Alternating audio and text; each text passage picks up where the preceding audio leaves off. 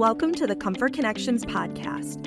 In this episode, Insight for Aging Services Pros, the role of clinical home modifications, we are joined by Katie Dodd. Katie Dodd, Certified Aging in Place Specialist, Principal, and VP of Business Development for LifeWise CHM. Listen in as we discuss the important role of clinical home modifications and how they enhance the quality of life for older adults, promote independence, and contribute to overall well-being. We'll also explore best practices, innovative approaches, and the latest trends in this vital aspect of care. Stay tuned for expert insights and practical tips to elevate your practice in serving the aging population. Welcome, Katie. It's such a pleasure to speak with you today. Thank you, Tiffany. I'm happy to be here. Katie, can you share with our listeners the background of LifeWise CHM and services that you provide? Sure, I'd be happy to. LifeWise was started in 2008, and when we started, we were primarily focused on the private pay market, so folks that were wanting to address their home environments to stay there long-term. We found out pretty quickly that people don't really plan much for their homes, that they tend to make changes to it as things happen. For instance, they get diagnosed with a progressive disease or have some type of health event that changes their mobility status. It just didn't happen. There weren't many people having that happen at the same time. We had an opportunity in 2015, Kansas, where we're located, privatized their Medicaid program back in 2015. And we were offered an opportunity to work with the plans to help them manage their home modification benefit. We figured out pretty quickly that we're really good at the management side of the home modification process. And really because we had married the clinical side with the construction side, meaning that we have OTs and PTs who work in tandem with our contractors to make recommendations on what individuals need in order to remain in their home. So we've been doing that now for about 10 years. We are currently in 8 states, still in Kansas, our home state as well. And yeah, that's what we do. And my primary role at LifeWise is really just relationship building, maintaining the relationships with our different payer sources, and really kind of the internal Medicaid guru, if you will. Thank you, Katie, for sharing your background and about LifeWise CHM. So in thinking of living independently and safely at home, especially as one ages or living with a chronic condition or disability, the terms aging in place and clinical home modifications are rising to the forefront. So Katie, can you explain a little more about each and the impact for older adults and people with disabilities? Sure. Aging in place means being able to live in a place of your choosing safely and independently without losing your quality of life. Clinical home modifications are home modifications that are done in tandem with a clinician, generally an OT or PT, and contractor. When we evaluate an individual for home modifications, the modifications have a basis in some type of clinical need of the individual. Meaning we look at both the personal, like diagnosis, etc., and the environmental factors that affect this individual's ability to live in the home and make recommendations specific to their needs in order to remain there. So what is fueling the demand for clinical home modifications, Katie? The key factors that are driving demand are that people are living longer due to advances in healthcare and technology. Most people want to remain living in their current home when given the choice, and making modifications to an existing home allows people to avoid the high costs associated with institutional or facility-based care. Can you explain more about how clinical home modifications fit into long-term services and supports programs throughout the country?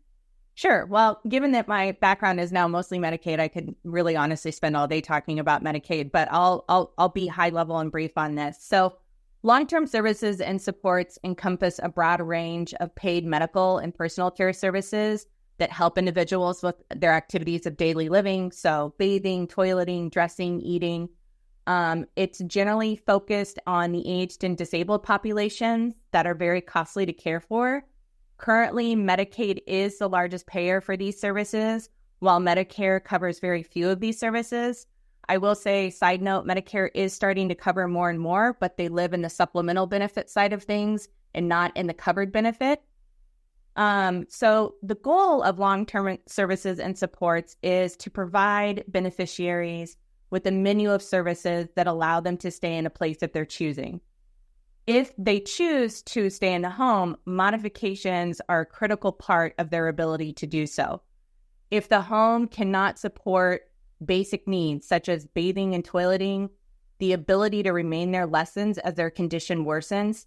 So quality of life declines, and then as a result, unfavorable outcomes generally follow. Thank you, Katie, for this overview. You mentioned a little bit of how clinical home modifications help to support so many clients while residing at home. Can you share with our listeners a little more about the impact that you have seen for the clients that you serve? Sure. Historically, one of the things that we found in doing this work with plans is that as critical as this benefit is for families in order to remain at home, it's often I don't want to call it untapped, but it's not well managed. And when something is not well managed, it doesn't get used very much. And so when we first got into this about 10 years ago, we walked into many situations where, an individual and their family had been waiting months, if not years, to receive a home modification.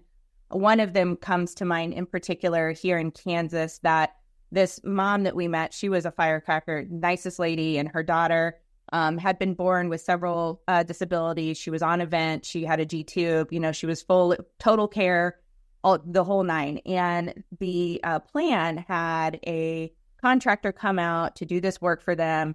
And the way they used to do it was they would give half the money up front for the materials, the cost of materials, and then pay the rest of the money at completion. Well, anyway, we got a call from the plan and said, hey, we need your guys' help with this. This is what happened. We went and talked to the mom. Well, the plan paid them half the money, and then the contractor took off, never to be seen or heard from again.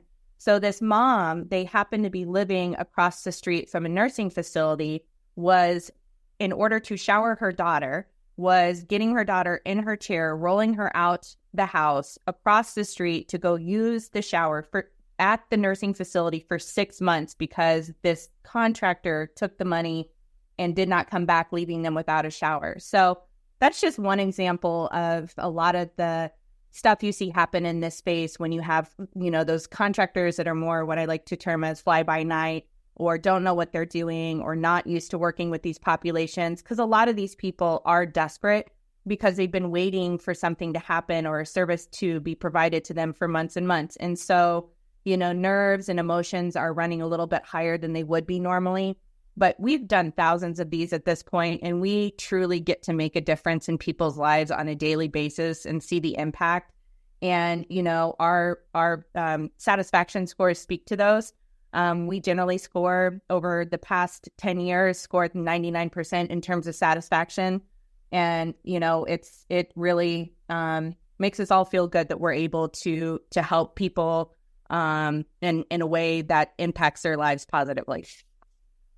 Katie, it must be so rewarding to see the impact that your work has on your clients and their family, as well as their independence. Yes, it truly is. And, the rewarding part of it not only is with me, but it goes down to the rest of the team that's able to do this work every day. What are a few key considerations for aging services professionals to support their patients, clients, or residents live as safely and independently as possible at home?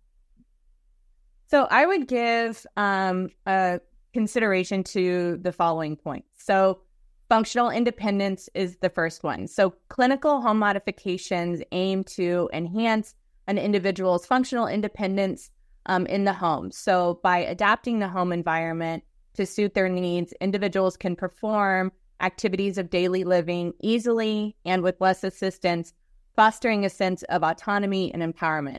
Nobody really likes, I don't care how old or how young you are, most people don't really like to ask for help. And so having those home modifications really does help with that functional independence. The next one is health and wellness.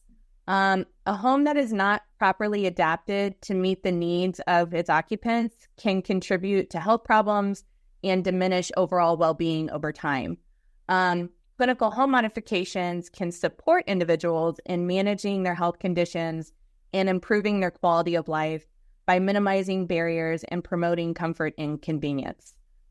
The next one is facilitation of care.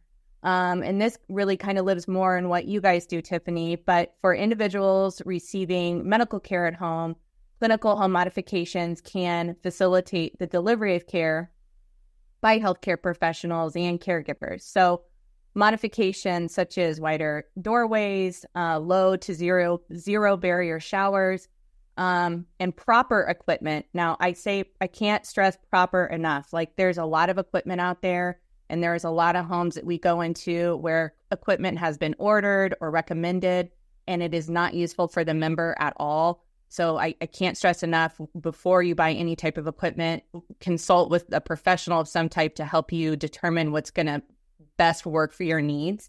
And having the proper equipment or proper modifications makes it so much easier for caregivers to assist with tasks like transferring and bathing and getting in and out of the house. The last one, and I think this may be one of the more obvious ones, is the long-term cost savings. Investing in clinical home modifications can lead to long-term cost savings for individuals and the healthcare system. So by preventing accidents and injuries, these modifications may reduce the need for ER visits, hospitalizations, and long-term care services. Thank you, Katie, for sharing these considerations. They really are spot on to what we see for the clients that we provide services to at ComForCare and At Your Side. As this episode comes to a close, can you share any further thoughts about the importance of clinical home modifications, especially as one ages? Sure.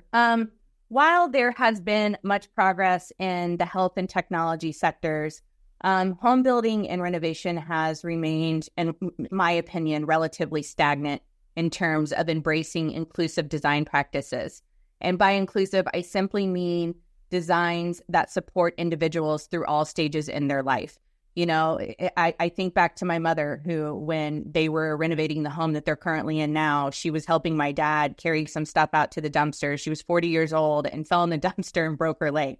You know, again, she didn't have any type of disease that prevented her or decreased her mobility, but something happened, and they happened to have a home that supported her ability to get in and out of the shower. So life stages, life accidents, life events, however you want to look at it. But I would really like to see, you know, especially in the building industry and renovation industry, more inclusive design.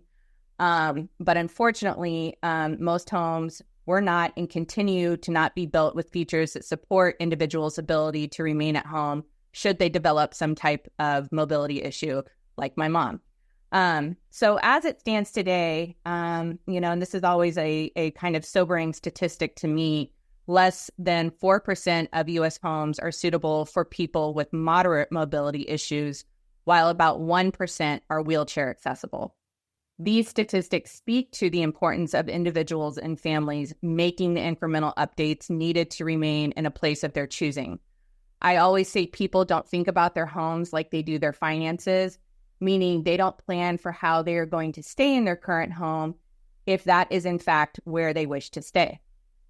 So if you start making the incremental changes now, it saves you from having to do it in the midst of a major life change that impacts your mobility and way of living. My mom always said, in a moment, life changes, and that could not be more true. Katie, we appreciate you sharing this important information for aging services professionals, and thank you for your time today. Tiffany, you are an amazing host, and I am happy to come back should you ever want to have me back. Thank you. Listeners, to view resources, show notes, and access more Comfort Connections episodes, visit ComfortConnections.com. You can also subscribe and listen to our podcast on your favorite app. Thank you for listening and helping older adults live their best life possible.